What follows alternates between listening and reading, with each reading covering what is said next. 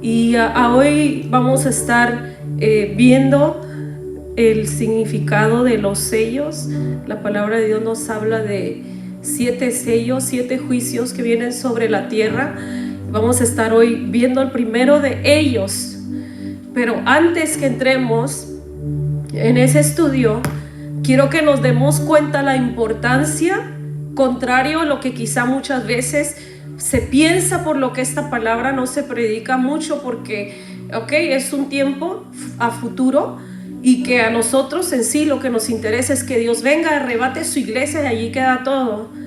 Pero alguien me compartía durante la semana que el conocimiento de la palabra, el evangelio, llega a nuestra vida, nos convence, pero de ahí para adelante, claro, es para nosotros, pero también nos forma para poder educar a otros, para poder enseñar a otros. Y yo espero que de verdad, como iglesia, estemos aprendiendo, porque primeramente Dios quiere obrar en nuestra vida. Hermanos, a veces estamos muy preocupados o afanados en las personas a nuestro alrededor, o hay circunstancias que quizá decimos, porque esto no es diferente. Pero lo más importante es que la palabra de Dios esté haciendo efecto en su vida. Siempre hablamos de cambios, y pensamos, quisiera que esto cambie en la iglesia, quisiera que esto cambie en mi trabajo, en mi familia. Pero el cambio, ¿en quién inicia primero? En nosotros. Recuerda, alguna vez le compartí a aquel hombre que siempre estaba buscando cambios, y dice, yo necesito ver cambios, necesito que el mundo cambie. Y dice, ya sé lo que voy a hacer, voy a irme a una ciudad grande, un país grande, y ahí entonces voy a empezar a cambiar la gente. ¿Y qué pasa después de muchos esfuerzos en nuestra vida por querer cambiar a otras personas? Se desilusionó porque vio que la gente no cambiaba. Decía, mi país está tan mal, necesito un cambio.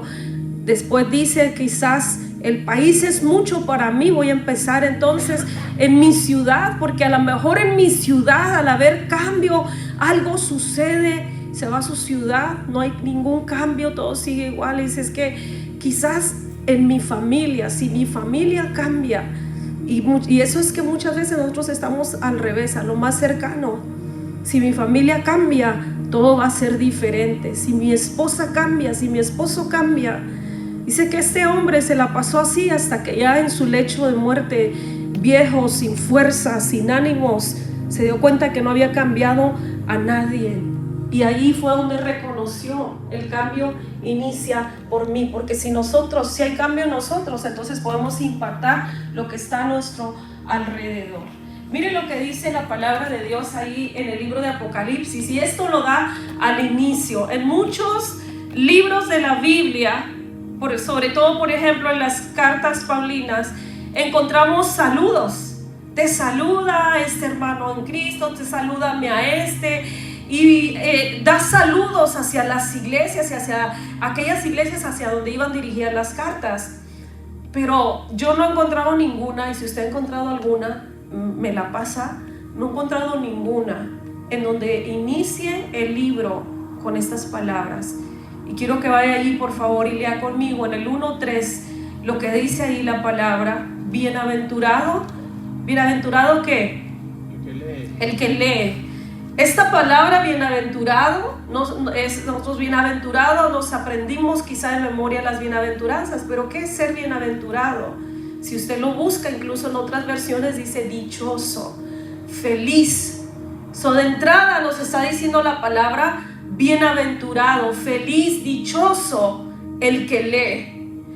Y los que oyen, o sea, el que lee y los que oyen las palabras de esta profecía.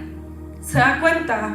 Dios llama bienaventurados a los que leen y los que oyen esta profecía. Contrario a los comentarios que este libro es para manipular, para causar miedo, no debería usarse tanto. La palabra da inicio diciendo, eres feliz, eres dichoso tú que puedes leer las palabras de esta profecía. Pero no solamente el que las puede leer, sino también dice el que las oye. Nosotros las leemos, las oímos, y aquí nos dice lo más importante, Ahora tóquese así el corazón y diga, sí, el Señor está hablando directo a mi vida. Y el que las guarda, ¿se recuerda? Dichoso, compartía yo, el que tiene una Biblia. Dichoso el que puede leerla, pero más dichoso el que puede vivirla, el que puede obedecerla, porque la obediencia es la que desata la bendición sobre nuestra vida. Muchos conocemos la palabra, muchos la leemos, muchos la escuchamos, pero muy pocos obedecen la palabra. Y dice dichoso, feliz. Así es que nosotros somos ¿qué? Bienaventurados. Amén. Decir un aplauso a sí mismo, diga gloria a Dios. Gloria a Dios. Aquí el Señor me permite decir gloria a Dios por mi vida, que Dios me permite leer, escuchar su palabra, pero sobre todo nos da la fuerza y nos da su ayuda, el Espíritu Santo, para poder vivirla. Amén. Para poder obedecerla. Y aquí vamos a entrar ahí. Entonces vamos a empezar a ver acerca de estos sellos. Vamos a ir a Apocalipsis 5:1. Se mantiene ahí en Apocalipsis porque ahí es donde vamos a estar leyendo. Y vamos a ver cómo es que inicia todo esto, cómo es que va a suceder todo esto. Dice ahí en Apocalipsis 5:1: vi en la mano derecha del que estaba sentado en el trono un libro. Juan está hablando la revelación que Dios le permite tener acerca de los eventos futuros, y él dice que ve a uno sentado en el trono y tenía un libro que estaba escrito por dentro y por fuera, y ese libro, dice, estaba sellado con 7 sellos, y vi un ángel fuerte que pregonaba a gran voz: ¿quién es digno de abrir el libro y desatar los sellos? Y ninguno en el cielo, ni en la tierra, ni debajo de la tierra podría abrir el libro, ni aún siquiera mirarlo. O sea, Dios le permite verlo porque le está dando una palabra que va a traer a un pueblo y que ahora nosotros podemos disfrutar de ella. Pero dice, ninguno era digno de abrir ese libro. Dios tenía algo preparado en su mano que iba a venir sobre la humanidad, pero no se encontraba nadie digno de abrirlo, ni siquiera de mirarlo. Y dice, y lloraba yo mucho. O sea, cuando él está recibiendo esta revelación de parte de Dios, y él quería saber lo que había ahí adentro, pero dice, no había nadie que fuera digno. Y ¿dónde estaba él viendo esta revelación? Dice que vio a uno sentado en el trono. ¿En dónde estaba? En el cielo. Y aún ahí, dice, no se encontraba nadie digno. Y ahí nos podemos hacer ciertas preguntas o encontrar ciertas respuestas. Pues que no está María, dicen, intercediendo por nosotros, que no está cerca de Dios ahí llevando nuestras oraciones, porque ella no fue digna. ¿Por qué no fue digna de abrir el rollo, de desatar los sellos? Dice aquí la palabra, nadie fue digno. Y este hombre, cuando vio que nadie podía desatar los sellos porque no era digno, dice que se puso a llorar. Me puse a llorar y se puso a llorar mucho, porque no se había hallado a ninguno digno de abrir el libro, ni de leerlo, ni de mirarlo. Y uno de los ancianos me dijo, no llores. He aquí que el león de la tribu de Judá, la raíz de David, ha vencido para abrir el libro y desatar sus 7 sellos. Eso es importante, hermanos, porque el único que se halló digno fue aquel que había vencido. ¿Y quién venció en la cruz del Calvario? El único que se encontró digno de abrir estos sellos, dice, él ha vencido. Y entonces miré, dice en el 6, y vi que en medio del trono y de los 4 seres vivientes y en medio de los ancianos estaba en pie un cordero como inmolado, que tenía 7 cuernos. Y esto no se confundan y vean las cosas de manera literal. Por eso tenemos que aprender de la palabra, porque no sé si usted en su mente le pasa así como a mí, que todo lo que escucho lo imagino, y ya usted se imaginó a alguien ahí parado y con 7 cuernos. O sea, no todo es literal, siempre es simbólico, y por eso tenemos que tener el conocimiento de todas las cosas, cómo se enlazan las escrituras y las profecías. Entonces dice, y 7 ojos, los cuales son los 7 espíritus. Y dése cuenta, la semana pasada le hablé acerca del número 7, su simbolismo, su significado, perfección, totalidad. Y en esta profecía encontramos muchas veces ese número, y de hecho en todo el libro del Apocalipsis, una y otra vez, mensaje a las 7 iglesias, los 7 sellos, los 7 candelabros, una y otra vez, Dios completando todas las cosas. Entonces dice, y estos 7 espíritus de Dios enviados por toda la tierra, en el 7, y vino y tomó el libro, el cordero que estaba, dice, como inmolado, vino y tomó el libro de la mano derecha del que estaba sentado en el trono. Y cuando hubo tomado el libro, los 4 seres vivientes y los 24 ancianos se postraron delante del cordero. Todos, dice aquí la palabra, tenían arpas. Todos tenían copas de oro llenos de incienso, que son las oraciones de los santos. Para todos aquellos que se desaniman, no les gusta mucho orar, sus oraciones, dice, están delante de la presencia de Dios. Él las tiene ahí guardadas, dice, y cantaban un nuevo cántico. Ellos se pusieron tan felices al ver que había alguien digno de desatar la profecía, que había alguien digno de desatar los misterios, lo que estaba escrito ahí, iban a tener el conocimiento de eso. Ellos dicen que se pusieron entonces a cantar, cantaban un nuevo cántico diciendo: digno eres de tomar el libro y de abrir sus sellos, porque tú fuiste inmolado y con tu sangre nos has redimido para Dios de todo linaje, lengua, pueblo y nación. Denle un aplauso a nuestro Dios, hermano. Denle un aplauso, porque dice la palabra aquí que sin mirar diferencias, sin ver nuestro estatus social, sin ver nuestra apariencia, sin hacer distinciones, Dios nos ha redimido. Él vino a pagar el precio en la cruz del Calvario y no quedó ahí. Su victoria más grande la seguimos viendo hasta el día de hoy. Él fue digno de abrir esos 7 sellos, y aquí es donde inicia todo.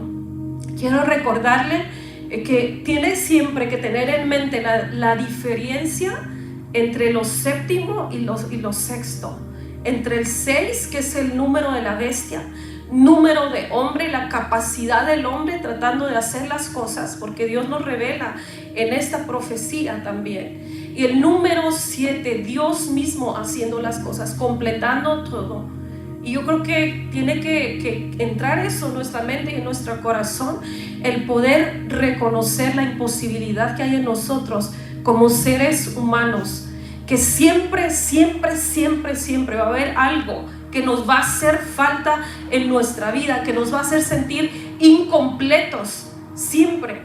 Y que si nosotros tratamos de llenarlo con lo que es el número 6, número de hombre, un ejemplo, nuestra vida espiritual, necesitamos más de Dios, necesitamos más de su presencia, y la gente a nuestro alrededor no puede llenarlo. La iglesia no puede llenarlo. Nadie puede completarlo más que Dios en nuestra vida, y esa debe de ser nuestra meta. El hombre por muchos años, por siglos, ha tratado de traer solución a la tierra, y lo único que hemos hecho es destruir más lo que Dios nos ha dado. El hombre buscando saciarse, haciendo diferentes cosas, yendo a la luna, buscando aquí vida allá, porque siempre hay ese deseo. Dice la palabra, el ojo nunca se cansa de ver. Y si nuestra vida está corriendo de esa manera, buscando ser saciados, llenos, completos por el hombre, vamos a vivir una vida de insatisfacción. Dios es el único que puede completar nuestra vida. Dios es el único que puede traer respuesta. Entonces aquí en esta profecía que nos da acerca de estos seres vivientes, de estos que están abriendo los sellos, y empieza, vamos a leer ahorita la profecía que empieza a soltar el primer sello, lo que habla. Pero antes de eso quiero mostrarles a través de la Biblia, que solamente lo podemos encontrar en la palabra de Dios, que absolutamente ningún otro libro se enlaza tan perfectamente como la palabra de Dios. Y eso nos hace estar confiados, tener convicción de que verdaderamente esto no es un cuento. Alguien me escribió, eso es un cuento. Esto no es un cuento, porque un cuento no se puede cumplir con tanta perfección. No puede haber tanta veracidad en la palabra. Por ejemplo, esta profecía, esta revelación Dios se la había dado a Zacarías aproximadamente 700 años antes de que Juan la estuviera viendo. Este hombre ya la había visto, y quiero que la leamos, por favor. Vamos a ir a Ezequiel 14.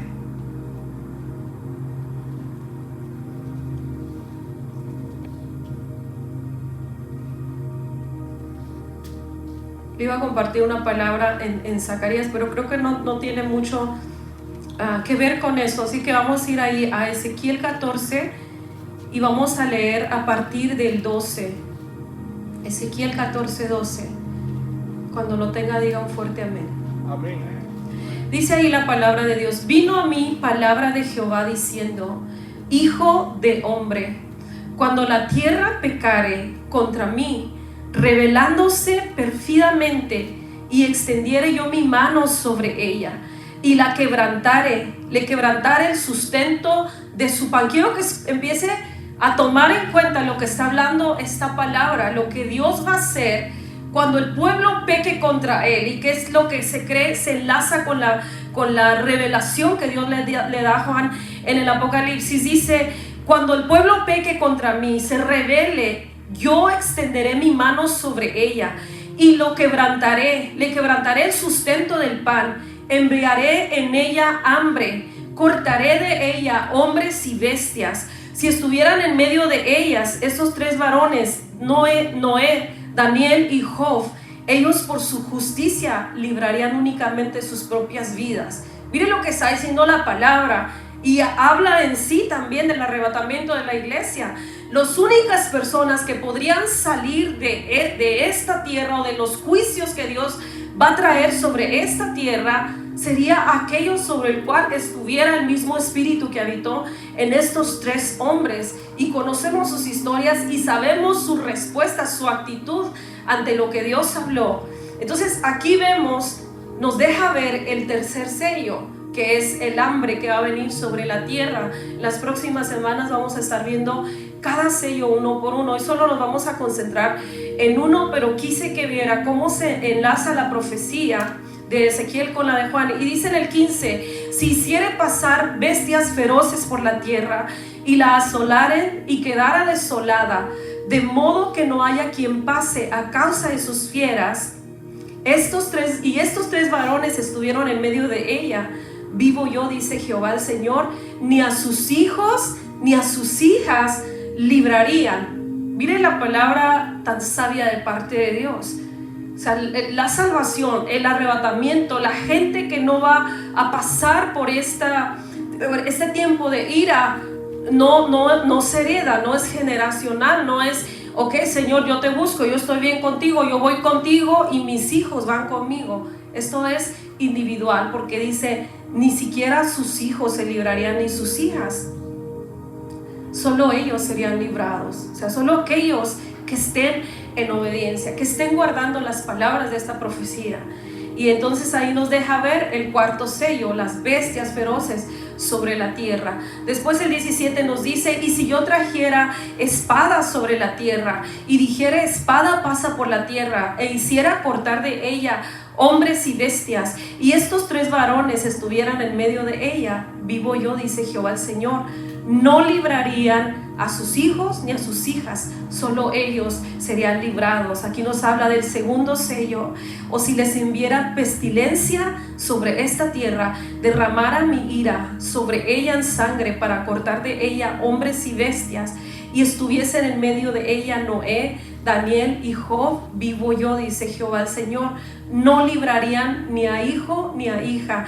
Ellos por su justicia. Se da cuenta que aquí es individual. Cuando nosotros escuchamos esa palabra justicia, si yo le pregunto a usted: ¿quién de ustedes en este lugar es justo? ¿Quién podría levantar su mano? A todos nos llega, ¿verdad?, algo a la mente en lo que fallamos. A todos nos llega algo con lo que nos sentimos inconformes. Si el Espíritu Santo está en su vida, le está redarguyendo, y cuando hace cosas equivocadas, le llega eso. Yo le digo: ¿cuántos justos hay aquí? Y ninguno somos capaces de levantar la mano. pero sí somos justificados. ¿Cómo somos justificados? A través de Cristo. Cuando nosotros ponemos nuestra fe y nuestra confianza en Cristo, es cuando somos perdonados. No hay otra manera de mostrarnos justos delante de la presencia de Dios. La palabra de Dios dice: no hay justos ni aún uno en toda la tierra, y el que se diga justo, dice, hace mentiroso a Dios. Entonces, no hay justos, pero sí hay gente justificada a través de Cristo, y eso es lo que Dios quiere decirnos a través de esta palabra. Por su justicia, porque ha creído en Cristo, porque el creer lo ha llevado a obedecer, a vivir en armonía con Él, a vivir en unidad con Él. Entonces ellos podrían ser salvos. Y entonces aquí nos está hablando acerca de hambre, de fieras, de pestilencias, y son las mismas plagas o la misma ira de Dios que viene sobre la tierra que encontramos en los 7 sellos. Hoy vamos a hablar del primero de ellos y vamos a ir a Apocalipsis. Vaya por favor a Apocalipsis 6, y ahí es cuando inicia hablando acerca de este juicio que va a venir sobre la tierra. Sonríe al que está a su lado y dígale: no vamos a estar aquí para verlo, hermano. No viene sobre nosotros. Dice la palabra que Dios nos libra de la ira venidera. Esa es una de las cosas con las que nosotros gozamos cuando decimos somos salvos. ¿De qué? Salvos de la ira que viene sobre esta tierra. Dice ahí la palabra de Dios: vi cuando el Cordero abrió uno de los sellos, y oí a uno de los 4 seres vivientes decir como con voz de trueno. Aquí dice que el primer sello es abierto, y dice que este ser que lo abrió lo escuchó Juan, que tenía una voz como de trueno. ¿Quiénes eran estos seres vivientes, estos 4 seres vivientes que vio Juan? Podemos decir quizás el arcángel Miguel, Gabriel, porque Dios trajo mensajes a la tierra a sus siervos a través de ellos, y encontramos en sí escrituras que se enlazan con esto. Una de ellas, por ejemplo, es Daniel 10:13, en donde él tiene esa revelación, esa palabra que Dios le envía a través de un arcángel. Encuentra también en el 8:16, no lo vaya, escríbalo por favor, eso no vamos a profundizar en eso porque queremos tomar el tiempo para hablar acerca de este ser, de que viene en ese primer sello, pero alguno de ellos debió haber sido. Dice la palabra que Dios los tiene cerca de él. Entonces dice ahí a continuación, dice: ven y mira. En lo que le está diciendo, acércate, pero también no solo le está diciendo por palabra lo que va a suceder, sino le dice: mira lo que va a suceder. Le da revelación de lo que va a pasar cuando empiece a desatar esos sellos sobre la tierra, de arriba hacia abajo. Le dice: ven y mira. Y entonces dice en el 2: y miré, y he aquí un caballo blanco, y el que lo montaba tenía un arco. Y dice aquí: y le fue dada una corona, y salió venciendo y para vencer. Y aquí hay algo peligrosísimo, porque si usted por ejemplo alguna vez tuvo duda, ¿quién es este caballo blanco? O sea, ¿qué es lo que va a hacer? ¿Qué significa? ¿Qué juicio trae sobre la tierra? ¿Quién es el que está montando este caballo blanco? Ahí hay de verdad una división grandísima en los comentarios acerca de quién monta este caballo blanco, por las cosas que está diciendo. Mucha gente dice que es Cristo, que viene a esta tierra por las características que dice que viene en un caballo blanco. O la gente dice: blanco significa pureza, tiene una corona, trae un arco en la mano, y dice: y salió venciendo y para vencer. Y hermanos, yo sé que nosotros, por ejemplo, los predicadores, los maestros de la palabra, no podemos decir esto es así. Hermanos, estoy 100% segura que esto es así y el otro está equivocado, porque no podemos decir eso, sobre todo si no tenemos estas dos cosas que se necesitan. Todas las respuestas a nuestras dudas, acerca de cosas que nosotros queremos enseñar, tenemos que tener estas dos cosas muy importantes. La primera de ellas, necesitamos revelación del Espíritu Santo en nuestra vida. Nunca podemos ir a la palabra y leerlo literal, porque quizá nosotros decimos, es la palabra y cualquiera puede leer y cualquiera puede enseñar.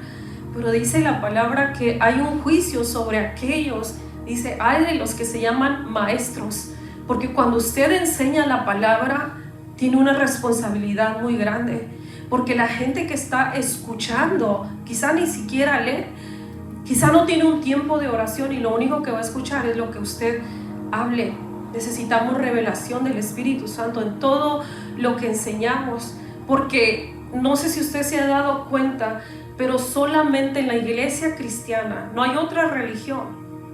Y no me digan, no somos religión, somos relación. No, religión significa un grupo de normas que nosotros seguimos. Tenemos que tener relación con Dios, claro, pero hay una base de nuestra creencia. Y creo que solamente en el cristianismo es donde se ve tanta división acerca de los conceptos bíblicos. Por eso encontramos tantas cosas y a veces ofensas y un ejemplo, los que usan pantalón se van a ir al infierno, la mujer no puede predicar, tantos conceptos, tantas cosas, tanta división. Y usted ve todo eso en la iglesia católica. No, ellos son uno, ¿verdad? Y por eso a veces dicen, nosotros somos uno, ustedes están bien divididos, uno cae en pecado, lo aplastan y nosotros hasta lo protegemos, ¿verdad? Los mormones, ¿usted los reconoce en la calle? ¿Cuántos son?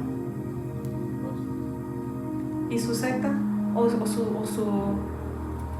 su religión? Todos uno, todos enseñan lo mismo, todos tienen sus principios, todos tienen su libro, el mormón, todos creen en la revelación que vino a su profeta, el Islam. O sea, podemos hablar de todas las religiones. Los testigos de Jehová, ellos se defienden a capa y espada, uno a otro. El cristiano no es así. El cristiano vive en división. ¿Por qué? Porque creo que es el más atacado, porque tratamos de estar en la verdad. Alguien me decía, no creo en Dios porque este era cristiano y me daba mal ejemplo.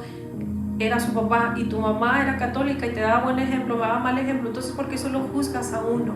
Porque nosotros siempre andamos con la Biblia en la mano y para todos sacamos la palabra de Dios, y somos tan falsos que todo nuestro Facebook está lleno de versículos bíblicos y toda nuestra vida está inundada de pecado.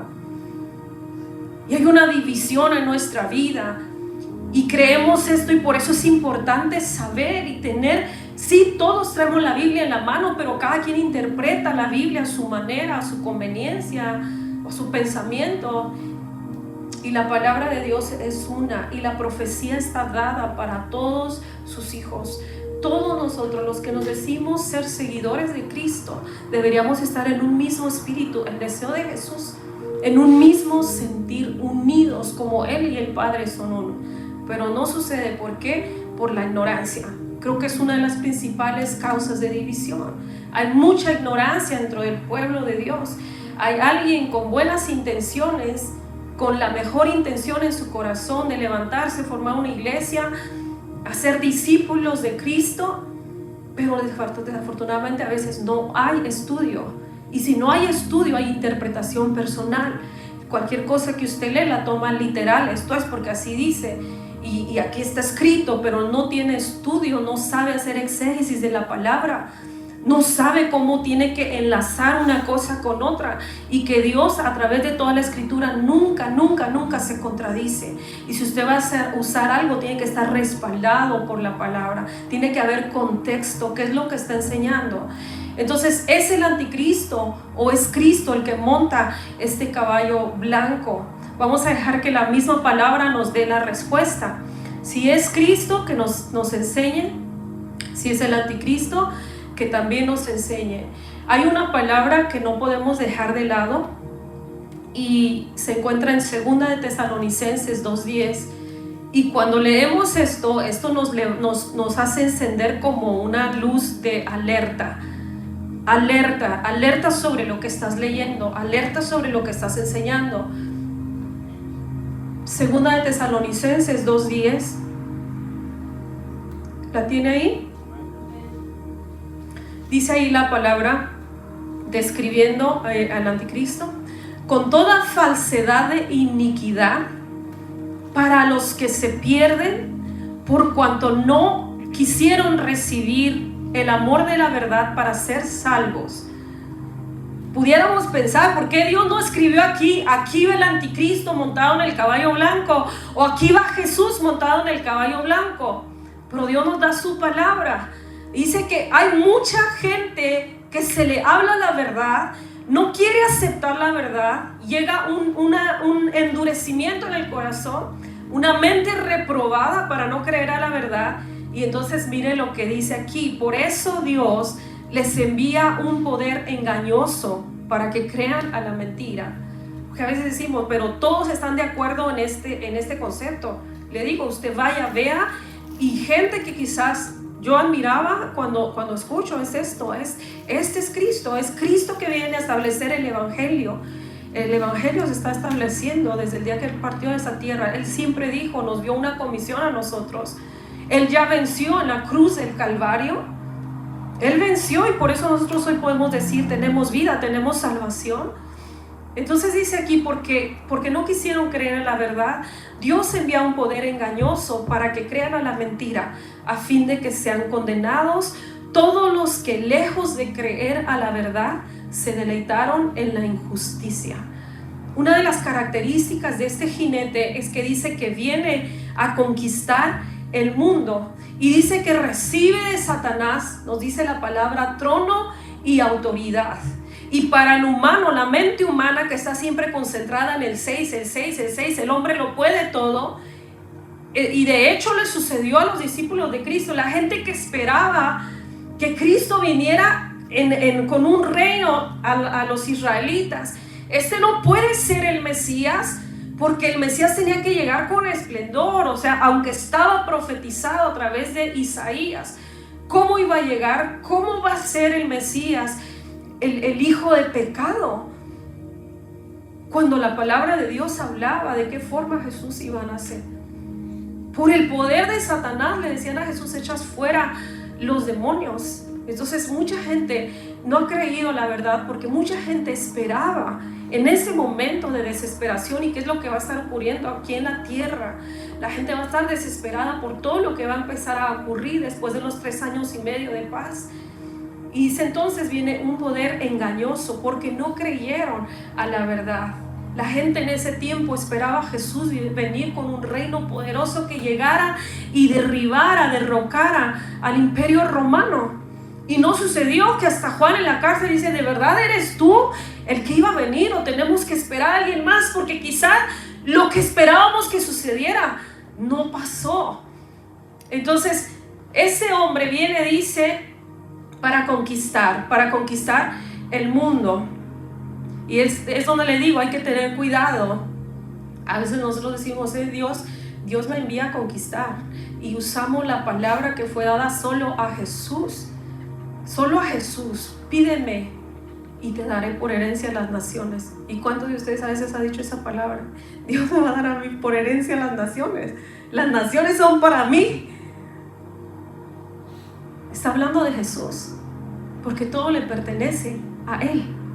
Entonces dice aquí en el 13:7, se le concedió hacer guerra contra los santos y vencerlos, y se le dio autoridad. Mire, el anticristo teniendo autoridad sobre toda tribu, pueblo, lengua y nación. Entonces sí conquista, viene a conquistar, dice la palabra.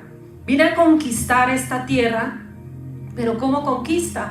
Por medio de la guerra, políticamente.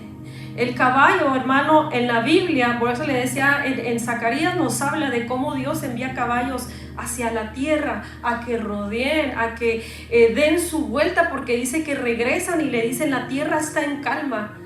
Entonces el caballo en la Biblia es un símbolo de fuerza, de guerra y de conquista, sí, pero ¿de qué está hablando específicamente acerca de esto? Porque el blanco, podemos decir, representa pureza, pero también representa engaño. Y recuerde que hemos hablado estas semanas de cómo el anticristo, cómo Satanás siempre se disfraza como ángel de luz. Siempre busca imitar a Cristo. Siempre busca, o sea, es una obsesión que usted se da cuenta ahí en él a través de los estudios, que es el único propósito de su vida es ser el imitador de Dios. Cada uno de nosotros tiene un propósito en la vida y conforme a ese propósito vive y trabaja. Su único propósito siempre es aparentar ser algo que no es. Dice la palabra de Dios en Daniel 9:27, ese lo leímos hace unas 2 semanas.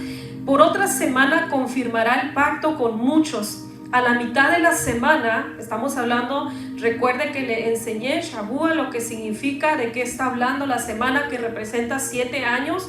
Sacamos la cuenta de todo, pero dice que a la mitad de esos 7 años, después de que él hace este pacto de paz, esa alianza de paz, que es la que le permite nuevamente construir el templo a los israelitas. Pero dice que a los 3 años y medio él viola ese pacto. Él viene y lo confirma primero, pero dice a la mitad de la semana, o sea, él deja que empiecen a hacer sus sacrificios, construyan su templo. Por eso se dice que ellos tienen ya todo preparado para cuando se les permita hacerlo, solamente entrar, meterlo y reanudarán sus sacrificios. Pero dice aquí la palabra que a la mitad de la semana, después de 3 años y medio, el anticristo entonces se va a mostrar como quien realmente es, y dice, va a hacer cesar el sacrificio y la ofrenda. Después, con la muchedumbre de las abominaciones vendrá el desolador, hasta que venga la consumación y lo que está determinado se derrame sobre el desolador. Nos habla la palabra que cuando el anticristo venga, traerá engaños sobre el pueblo judío. Les permitirá hacer la construcción de su templo, que ahorita no hay templo. Ahorita lo único que hay allí es un muro, como parte de eso que alguna vez fue el muro de los lamentos, en donde llega el pueblo de Dios a llorar a ese lugar. Y qué terrible, porque alzan sus ojos y allá arriba, donde debería estar el templo, está la mezquita de los enemigos de Dios. Siempre he pensado esto, hermanos, que nosotros pensamos, y es cierto, la palabra de Dios habla de un juicio eterno, de castigo sobre la tierra. Y mucha gente tiene temores a diferentes cosas, pero algo que yo siempre he pensado, que el castigo más grande para aquellos que conocieron, que alguna vez llegaron a una iglesia, como haya sido, a la fuerza, con flojera, con pereza, como haya sido, pero tuvo el conocimiento y tuvo oportunidad de tener salvación, y resulta que Cristo vino o le llegó antes la muerte y fue condenado. Creo que el peor castigo va a ser ver dónde usted pudo estar y no está, porque así está escrito. El muerto, el rico, en ese lugar de tormento podía ver dónde estaba Lázaro. Y creo que será lo peor, porque ya no hay esperanza después de la muerte. Estar en un lugar donde usted ya no puede salir de ahí. Y creo que para el pueblo de Dios, para ellos es tan importante ese lugar de adoración donde se reunían, donde ofrecían los sacrificios. Hermanos, ellos lo daban todo. No creo que es como la iglesia de ahora, cuando iban a hacer la reconstrucción después que fueron derribados. Traigo un problema con la R. Dice que ellos, cuando iban a empezar nuevamente a edificar, ellos lloraban y empezaron a traer tantas cosas, tantos bienes, su oro, todo, que les tuvieron que decir ya es suficiente, porque para ellos eso es algo muy importante. Imagínense para ellos el tener que llegar a esa pared. Usted estuvo ahí, ¿no, hermano José? Ya Dios le dio el privilegio. Ojalá algún día nos lo dé a todos los que estamos aquí, amén. Pero ¿qué se sentirá estar en ese lugar y solamente llorar? Llevar tus penas, tus cargas, tus oraciones, y alzar tus ojos y ver que el lugar santo está suplantado por tus enemigos, que dioses falsos se están adorando en ese lugar, en donde tú pudieras estar si hubiera habido obediencia en ellos, y no estás. Entonces este hombre, dice la Biblia, vendrá con engaño. El templo será construido el tercer templo. Lo leímos en Apocalipsis 11:1, donde Dios le da la orden a Juan que empiece a medir el templo. Dice, le fue dada una vara de medir. Pero lo que sí vemos ahí en el 6, en donde está hablando de este jinete, dice que le fue dada una corona. Y leímos lo que iba a hacer la bestia que venía, cómo le daba la autoridad, cómo le daba el poder para ejercer, dice también, muchos milagros. Y la gente se asombraba y decía, ¿quién como la bestia? ¿Quién como él? Otra cosa que vemos es que dice que tiene un arco en sus manos, pero ese arco no tiene flechas. Entonces está aparentando traer una paz, pero es una paz efímera. No hay flechas. ¿Cómo se vence una batalla, hermanos? Con armas. Y se dice, es que este es Cristo, es que es Jesús porque Él trae el arco. Pero hay una palabra, antes de eso quiero leer esta escritura. Y yo creo que esta palabra que vamos a leer nos dice la respuesta si el que viene en este caballo, montando este caballo, es Cristo o es el anticristo. Creo totalmente que ahí está nuestra respuesta.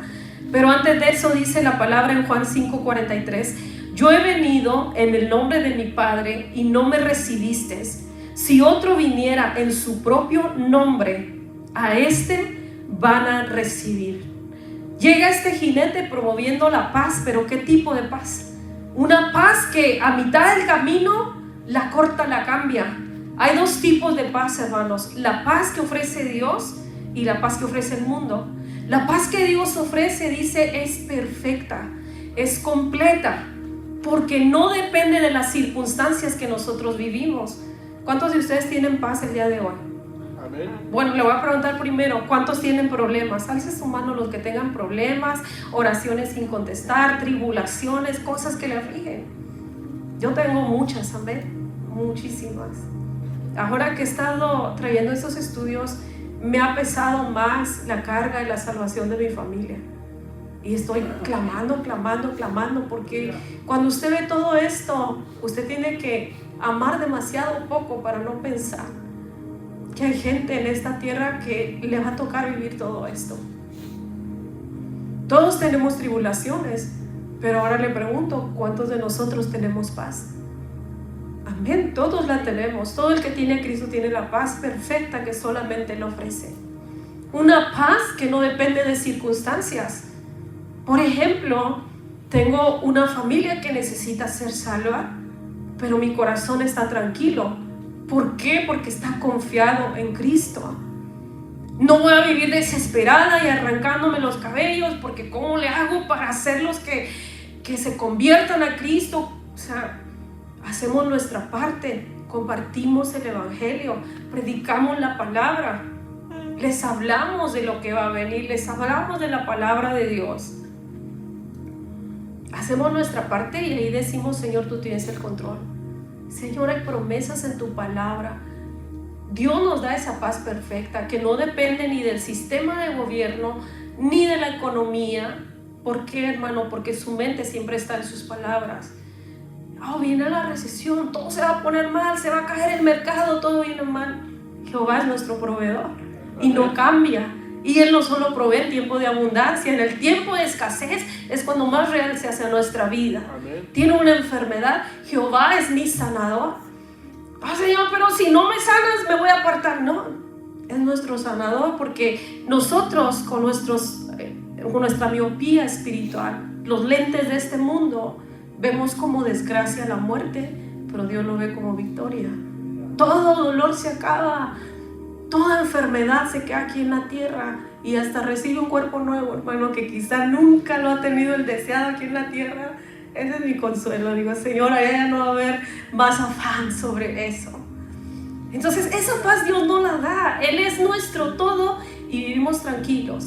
Y la paz que el mundo ofrece es temporal. Si tienes dinero, estás tranquilo. Te va bien en el negocio, estás tranquilo. Tienes salud, estás tranquilo. ¿Y qué pasa cuando llega el diagnóstico del médico contrario? La gente se vuelve loca. ¿Por qué? Porque la paz es temporal, circunstancial. Y esa es la paz que viene a ofrecer este personaje, Jesús aquí diciendo: yo vine en nombre de mi Padre y no me han recibido. Yo he venido a dar lo verdadero, pero no lo aceptas porque estás acostumbrado a lo visual. Va a venir otro en su propio nombre, no en el nombre de su Padre, no con un propósito perfecto, bueno, y a ese entonces dice: van a recibir. Mire, quiero que vayamos a Apocalipsis 19:11, porque yo creo que ese jinete de ese primer caballo no es Cristo, sino el anticristo, que viene a ofrecer mentira, viene a engañar la humanidad. Este hombre inicuo que nos habla la palabra, que con poderes, señales, prodigios mentirosos, con ese poder que dice tan satánico, tan fuerte, que el pueblo de Dios creerá que es el Mesías esperado. Pero sin embargo, aquí nos describe a otro jinete que viene también en un caballo blanco, y este jinete vamos a ver sus características. Aquí nos dice en el 19:11: entonces vi el cielo abierto. Y mire la diferencia, lo que está recibiendo Juan. En el otro dice: le dijeron ven y mira, y pareciera que él está mirando hacia un lugar, algo que está sucediendo abajo. Pero aquí dice: ven y mira, pero vi el cielo abierto y he aquí un caballo blanco, y el que lo montaba se llamaba, ¿qué, hermano? Fiel y verdadero. Aquí está describiendo, y no es el mismo, eso está más adelante, está en el 19, y es otro personaje totalmente diferente. El que montaba este caballo, dice, es fiel y verdadero, y con justicia juzga. La palabra de Dios dice que Jesús viene a juzgar, dice, y pelea, y sus ojos eran como la llama de fuego, y había en su cabeza no una corona como la corona que les ha dado al anticristo y que le es concedido por un tiempo tener autoridad, sino dice que él tiene que muchas diademas. Dice, y tenía un nombre escrito que ninguno conocía sino él mismo. Estaba vestido de una ropa teñida en sangre, y su nombre es que el Verbo de Dios. Este es Cristo. Jesús va a venir, sí va a venir en un caballo blanco, pero antes va a estar la imitación. Antes viene el engañoso, como lo ha hecho en todas las cosas. Dios, hablando su palabra, les he dado la palabra, les he hablado al corazón, y como no han creído, dice, Él les servía entonces un espíritu de mentira, para que crean entonces a lo que no es verdadero. Pero aquí vemos que viene Cristo. Este postrer jinete, hermanos, se identifica perfectamente con toda la descripción que da la Biblia acerca de Él. Dice, Él es el Verbo de Dios. Él tenía ese nombre, su ropa estaba teñida en sangre, y Él es el reino, el Verbo de Dios. Dice en el 14, y los ejércitos celestiales, vestidos de lino finísimo, blanco y limpio. Dice que le seguían caballos blancos. Dice, y de su boca, no trae un arco y un arco sin flecha, sino siempre a través de la palabra encontramos cómo Él describe las armas que Dios nos ha dado y las armas que Jesús porta. Siempre que nos habla acerca de la palabra, acerca de la Biblia, dice que su espada es como su palabra, es como una espada de doble filo. Este es el arma que trae este jinete. Dice, de su boca sale una espada aguda, para herir con ella a las naciones, para juzgar a las naciones. Dice, y Él las regirá con vara de hierro, y pisar el lagar del vino del furor y de la ira de Dios Todopoderoso. Y en su vestidura y en su muslo tiene escrito este nombre: Rey de Reyes y Señor de Señores. ¿Se da cuenta? Aquí nos habla de Cristo. Aquí nos habla de Jesús y lo que viene a hacer a la tierra, y cómo viene con tanta claridad. La gente que en ese tiempo haya creído al anticristo, haya adorado al anticristo, se haya permitido sellar, va a llegar el momento en el que verá a Jesús. Y dice, el cielo se abrió, no salir de aquí de en medio de la tierra, porque del primer jinete le dijeron ven y mira. Pero aquí dice, vi el cielo abierto, y salió un caballo blanco y el que lo montaba y empieza a describir las características.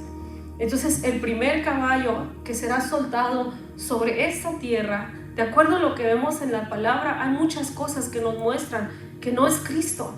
No tendría por qué Cristo venir al inicio de todas las copas de la ira que Dios va a derramar sobre la tierra. Por eso Él vino y ya llevó su iglesia. Están ahí con Él su iglesia y ahora Él viene para juzgar.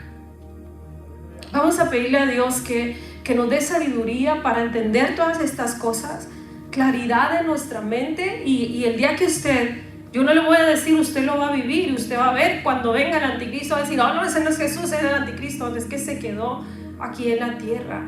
Creemos que si pues nos llega la muerte no lo vamos a ver, pero si llega la venida del Señor antes que nosotros hayamos partido de este mundo, no vamos a presenciar todo esto, pero hay gente que sí. Y nosotros tenemos la obligación de advertir. Le dije anteriormente, si Isaías, si Juan, si Daniel, Zacarías, Ezequiel hubieran pensado, no hay que hablar estas profecías porque infunden miedo, manipulan a la gente quiere llegar a la iglesia por temor, pues nunca debe de ser la motivación, pero es nuestra obligación hablarlo, enseñarlo, porque dice la palabra al inicio, feliz el que puede leer esto. Feliz el que puede oírlo y feliz más aún el que puede obedecerlo. Así es que vamos a ponernos de pie en esta mañana, vamos a celebrar.